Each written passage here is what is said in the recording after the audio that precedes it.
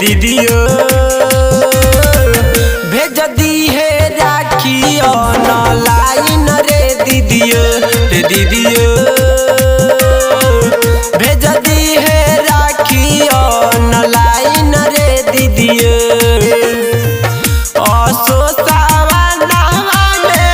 घर रहना पाए मरे दीदियो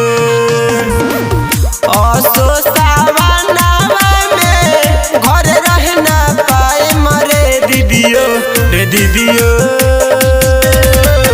भेज दी है राखी ऑनलाइन रे दीदियो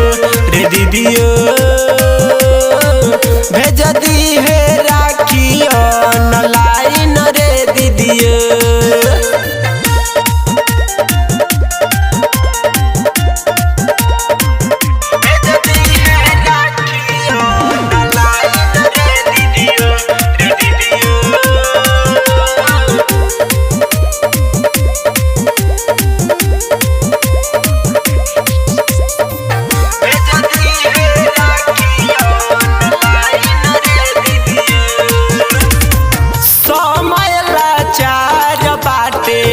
बानी मजबूर रे सावन में भाई न होला बहिन से दूर रे समय लाचार बाटे बानी मजबूर रे सावन में भाई न होला बहिन से दूर रे अपने हाथ बनल टिका के लगाई रे दीदिया सोची सोची बतियाई है अवतार आई रे दीदियो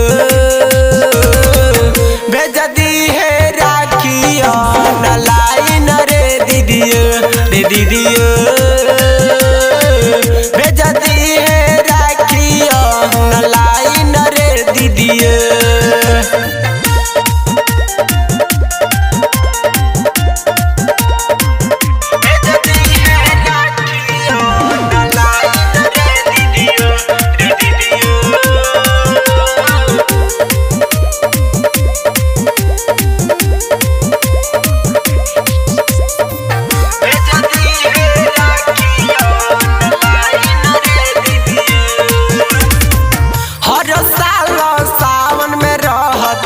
रानी तोरा साथ में पैसे के कारण यस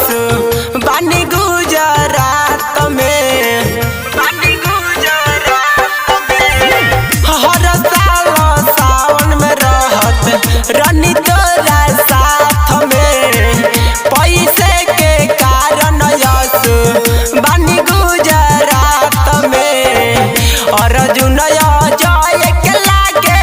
सुन रही कलाई रे दीदिया अवधेश दीवा करके लागे सुन रही कलाई रे दीदियो भेज दी है राखी ऑनलाइन रे दीदियो